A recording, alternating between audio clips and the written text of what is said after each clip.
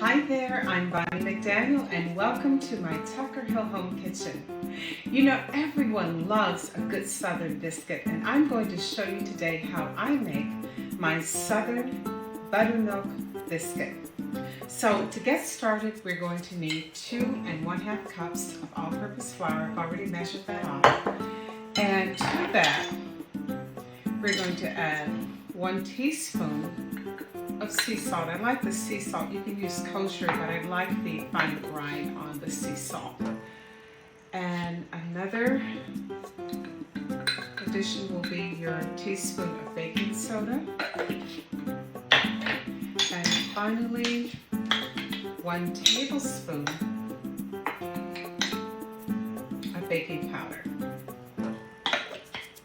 Now you can either sift this or you can, just like I'm doing here, use a whisk to make sure that you blend it all together nicely. Now, as far as the fat for this, you can either use shortening. If you use shortening, you're going to need to use 1 or 2/3 cup of shortening, or you can use 1 stick, which is what I'm doing, of grated butter. You're going to add that right in the center of the flour.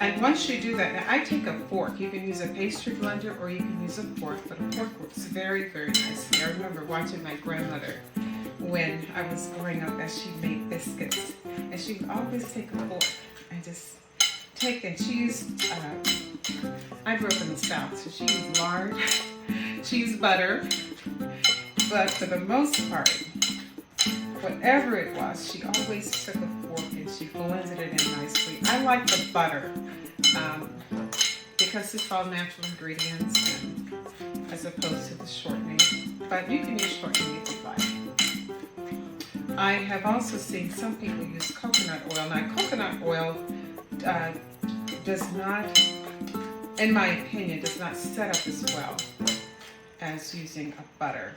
But whatever fat you think you might want to use, you're going to use 1/2 cup of that. Or if you're using shortening, you're going to do 2/3 of a cup.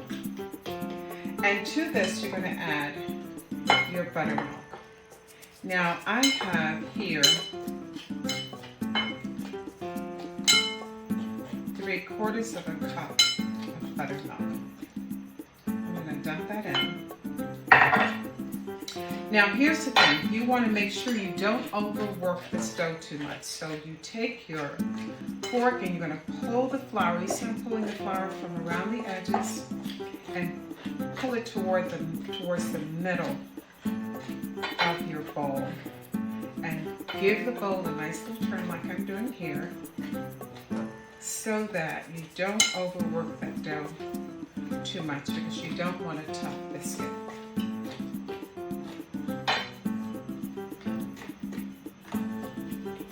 This goes pretty quickly. So you're going to pull that toward the center.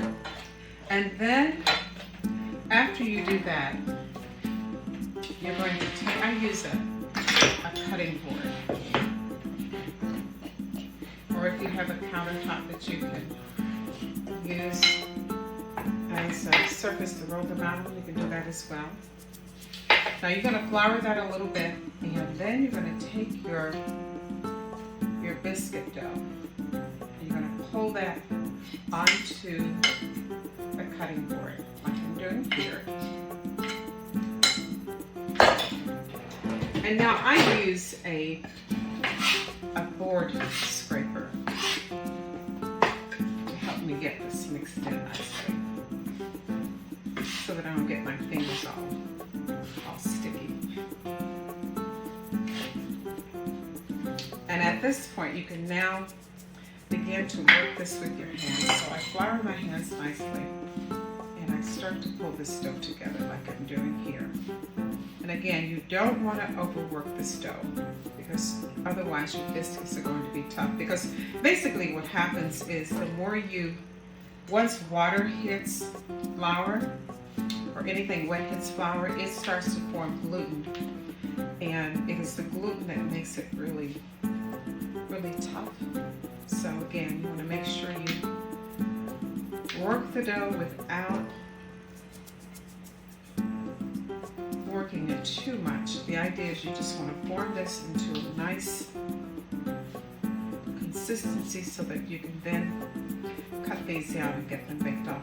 Now, you're going to want to preheat your oven to 425 degrees, and these will only take about 8 to 10 minutes to bake off.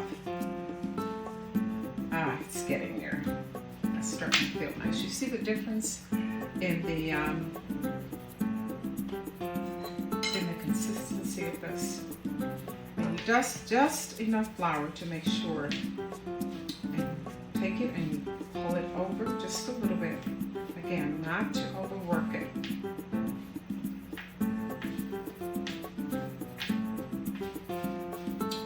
And if need be, you can take your board scraper and pull some of the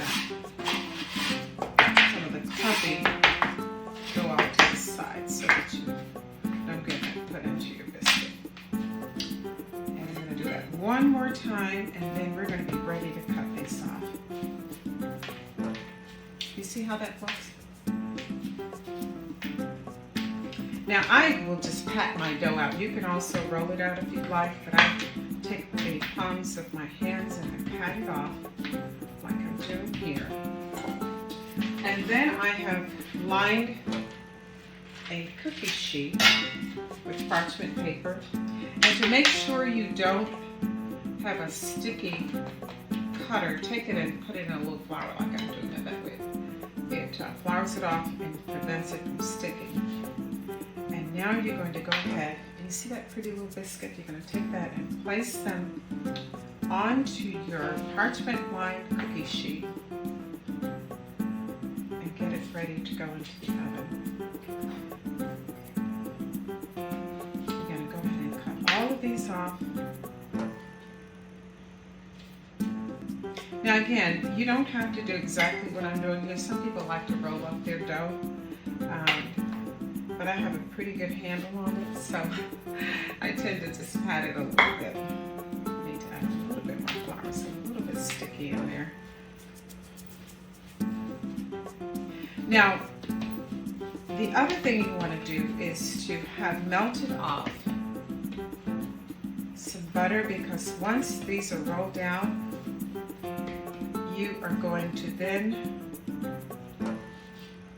brush them with some melted butter before you put them in the oven.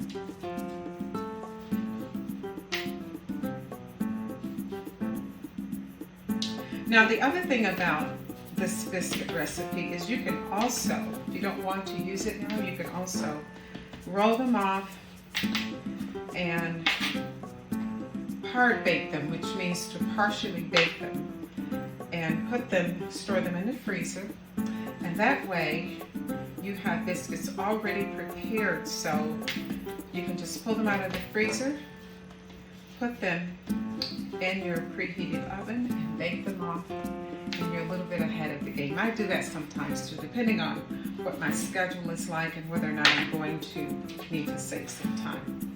So there you have it. I have rolled off my biscuits and they are ready to go into the oven. Listen, remember also to brush them with just a little bit of butter before placing them in the oven, to make sure that they brown nicely on top. Listen, remember also that I have a cookbook. If you'd like to get some additional recipes, you can always go to Amazon or your favorite bookstore. If your bookstore does not have this book, you can always ask them to bring it in. You can also visit my website, tuckerhillhome.com.